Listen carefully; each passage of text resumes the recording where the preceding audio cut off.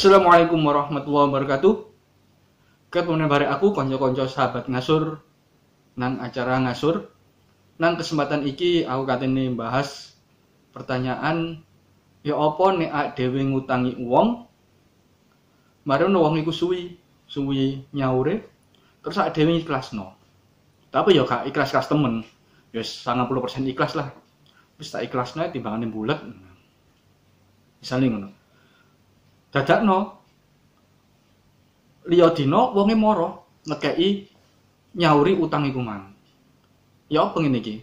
Awake dhewe trima apa gak? Soale awake dhewe ya wis iku mau nek niat ikhlasno. Ngene. Misale iku mang wonge iku utang terus awake dhewe iku ngikhlasno gak masalah.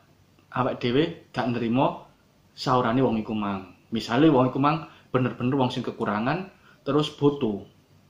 Mari ngono dheke utang iki mang soale digawe kebutuhan pokoke, misale gawe mangan utawa gawe berobat. Ade ikhlasno gak masalah. Gak usah diterima. Tapi nek misale iki mang utang ya dhewe iki mang digawe kebutuhan sing gak pokok, misale gawe tuku TV, apa gawe tuku HP. Nah, terus sak dhewe iku nyaur kok mbulet wonge, akhire wis ikhlas sebabane saur gak disaur urusane. Tapi ati ya cek abot. Dadakno wonge nyauri. Nah, nek ngene sampean misale dipaksa nrimo iku mang sampean trimo.